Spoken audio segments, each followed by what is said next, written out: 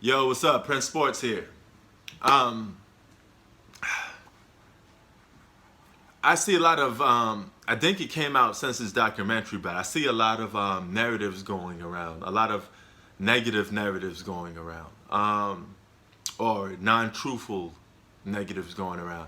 But if you're going to debate something, here's my key thing. If you're going to debate something, you have to be objective on both sides. And once you be objective on both sides, you could come with a logic excuse or a logic reason to why you say that this is that or this is this. Okay? But you got a lot of guys that um, they like using or changing, moving the goalposts. Using different narratives, and that's becoming more than a dang now with this LeBron versus Jordan debate. Okay, they came up in two different eras. Okay, and they both had to battle different types of adversity, but at the same time, the more the NBA changes, the more it stays the same. Okay, and over time, I have learned this. Over time, things get overrated or overhyped. Okay, so put it this way. If I was to tell you something, right, then you tell another person that same thing. Then another person tells that other person the same thing. Vice versa. It keeps going all around, right? About time it gets back to you again, it's a complete different story. And it's been heightened so much to the fact that it becomes overrated, okay? This is what is happening to Michael Jordan, okay? I run into people that talk basketball with me, and they tell me things like, you know, oh yeah, that was great what LeBron did. That was great what Kobe did, but they didn't do it like Mike. Mike averaged 50 a season. He averaged 50 points a season. Do that. Then I look at them and be like, Mike never averaged 50 points a season. You know? Oh, well, he did. It gets heightened. And Jordan's stories keep getting heightened as time goes by. And only guys like myself that been through that era could sit there and tell you the truth, okay? And you got guys that like to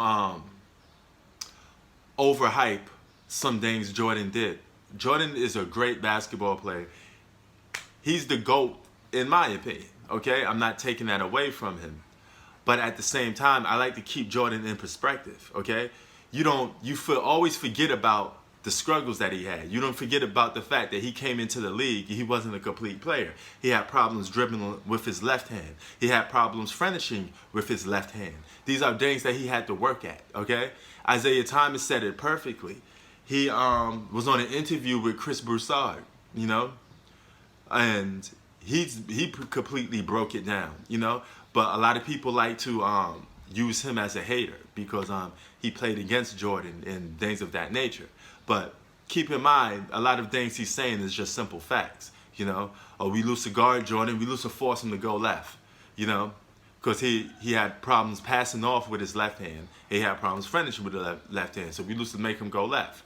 Jordan came of age around 91, and a lot of his flaws became his benefits because those flaws kind of disappeared, But in his first 7 years or so, he did had a lot of flaws, just like any other player does, Every player that plays basketball has flaws. There is no such thing as a perfect basketball player. It does not exist, okay? So that notion that you're perceiving to people that Jordan is perfect, he has no flaws, that's a lie, okay? Jordan was a decent three-point shooter at best, okay? A bad to average three-point shooter, period, okay? And if he played today, yes, he would have been shooting more threes. I would put him on the same level as like a Kawhi Leonard, that's a perfect example of a three-point shooter, which is average, okay? I still don't think he'd be taking that much threes. He's still been attacking the basket, getting fouls, getting calls, and getting to the free throw line. He probably been to the free throw line more times than the James Harden, because a lot of people he would have got the whistle called for him a lot of times. So Jordan would have easily been a top player in today's league, just like he was yesterday, in the yesteryears. Okay, but let's not diffuse the point now, or the fact. When you say Jordan had to guard Karl Malone, Grant Hill, all these other guys, that's a lie. Because back in the 90s and the 80s, there weren't positionless, okay? If you was a two guard, you mostly guarded the two guard, okay? Now you got guys playing the two position guarding small forwards guarding point guards. Everybody's is a positionless league. I'm sure you heard that. But it wasn't like that back in the day. You kind of guarded your position. And I have always said this. I'm going to keep saying this. The 90s for perimeter players wasn't as good as today's league with perimeter players. Today's league is geared toward perimeter players. That's a fact, okay? They changed the game to benefit perimeter players. In Jordan's day, they had the game benefiting bigs, okay? If you played the 5 or you played the 4, you were in basketball heaven in the 90s because those are the positions that you had to guard. Now, Jordan was a 2 guard, okay? He didn't play that position too much, okay? So you have to break down and know how to, separate the errors and what they did in such and such time.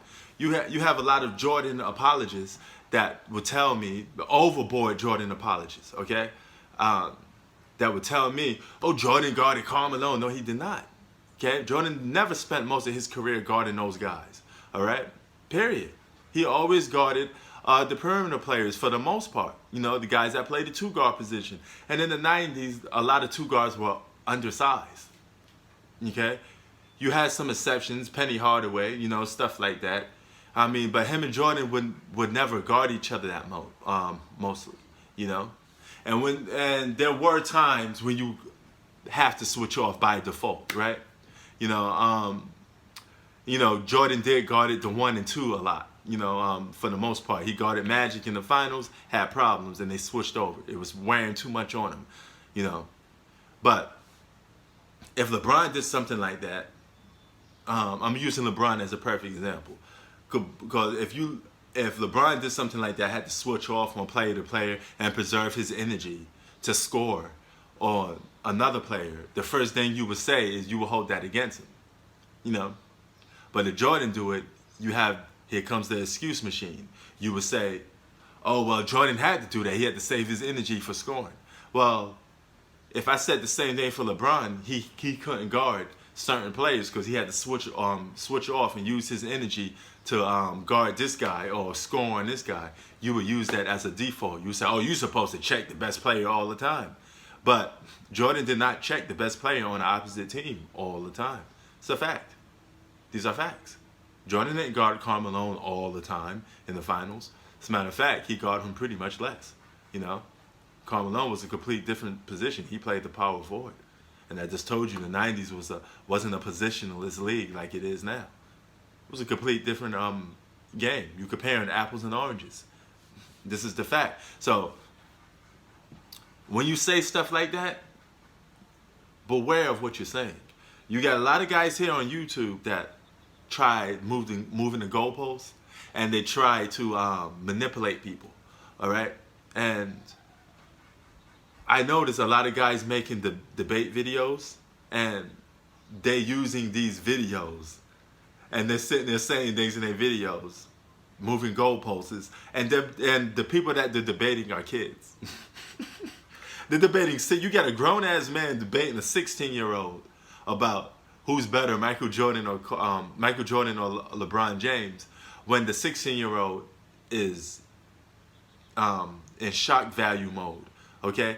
He can't really speak up for himself because he's only 16 and he's got a bunch of grown men yelling at him, telling him that he doesn't know shit about basketball, Then you got that 16-year-old kid. He's 16. He don't know that much about it, Okay, put it this way. If it's the same way in the hood. Or you 16, you 15, you around grown men. Those grown men gonna sun you a couple of times because you a shorty, you a little cat, That doesn't mean they're right all the time, but what doesn't mean is they're going to always overpower you, and they're always going to have a voice over you because they're older, all right? And they can always move the goalposts on you, you know? And this is what I'm seeing a lot of these Jordan apologists. They're attacking young kids. They're not attacking grown men their own age that could defend themselves and know how to know how to combat another guy in debate. Like myself, I could debate anybody because I'm gonna hit you with facts. All right, and I've been around for every era. Every modern era. Okay? You can't tell me nothing. I got videos. I got tape. Okay? I watched these things live in person. All right? During the era. I could post up a Larry Bird highlights right now if I wanted to. I got the tapes for it. I could post up damn near most games of Jordan that a lot of people don't have. I do. I got them recorded. I got some games recorded on VHS. All right? No shit, no bullshit. Games recorded on VHS when I was watching them. I could chop that up right now, edit it, post the highlights up to you right now. All right? I watch the games thoroughly. That's a fact. All right? And I could tell you off the bat, a lot of these people, they blackballing you. Okay? They're telling you a lot of craziness, you know? And here's another thing. You get all these haters on YouTube. They sit there and say, LeBron James is a top 5 player all time. But then have the nerve to say, don't compare him, LeBron James to Michael Jordan or Kobe or whatever. If you have a player in your top 5, he's automatically can be compared to Jordan and everybody else. Because you got the motherfucker in your top 5, you idiot. Take him out your top 5 then if he's so much not that great to you. Because if you're going to spend 90% of your time degrading a player, use that same energy to be objective to why you got him in the top 5 in the first place. All right? LeBron James is in my top 5. You know? He's not better than Jordan. I repeat, LeBron James is not better than Jordan. But he damn sure deserves a good argument. Let's say he wins, even if he wins 2 championships, find some way to win 2 championships, he definitely deserves to be in an argument or have at least put up a debate, you know? And then it becomes opinion related, you know? But, and then you got a lot of haters that use, I mean, I know this because a lot of them come at me sometimes. A lot of haters, and I ether them and I dispose of them all the time, you know, Queensbridge style, you know? And I tell them, oh, they use a lot of what ifs. What ifs don't equal to facts, okay? Miss me with those what ifs. Because I could do a what if for any player, you know? What if Kawhi Leonard didn't get hurt against the Warriors? You would never know. So skip me with those damn what ifs. You know, what if Kyrie Irving and Kevin Love didn't get hurt? Maybe LeBron's sitting on 4 championships already now. Okay, so miss me with that, all right? Only tell me what has happened now, okay? And what took place. That's it. That's all we could debate against. What took place against what took place, all right? So when you sit there and say LeBron surpassed Jordan in scoring because he was playing longer, okay? Yes, that's true, but at the same time, that can't be held against LeBron because longevity is a plus. It's not a something you use to degrade somebody, all right? If Jordan couldn't sustain the test of longevity, that's him. That's on him. You get hurt, that's on you. Injuries are part of the game, you know? As simple as that, you know? I got some people that run into me that tell me Kobe and LeBron are both better than Jordan. I get people telling me that sometimes, you know? But don't tell me that you can't compare these guys to Jordan, but then you got the nerve to say Kobe does everything like Mike. Oh, but I think he shoots the 3 better. Motherfuckers, what are you telling me then? So if you telling me you think Kobe's just like Mike, but he shoots the 3-point shot better, you're basically saying that you think he's better, right? To those people, okay? if you tell me that you think LeBron James is a better all-around basketball player than Jordan, he can do everything Jordan can do, but he's better all around, then you're telling me that he's a better basketball player. That's what you think, you know? Now, I could diffuse all of this, okay?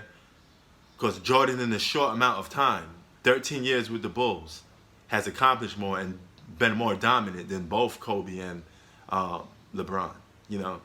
And he wasn't second fiddle to nobody. All right, that's a fact, right? Sometimes quality, you know, even though it's a short period of time, you want to take the quality over the quantity, you know? Quantity doesn't always equal quality. All right, in that case, that's the case to why, one of the main reasons why Jordan is better than LeBron, you know? It's not about the longevity. It's just about the period that, you know, Jordan did more, you know? And his first three-peat, Jordan won his first championship without a legit all-star. Scottie Pippen wasn't an all-star until 1992. All right, so nobody was considered an all-star on that Bulls team other than Michael Jordan, and he won his first championship. You know, so Jordan's resume, without a doubt, is more impressive than Kobe and LeBron's. But that doesn't mean Kobe and LeBron can't be in the discussion or the debate against Michael Jordan. Okay, take off the fantasy stuff and just get realistic with it. That's all I'm saying. All right, peace. Stop overrating things, overhyping things.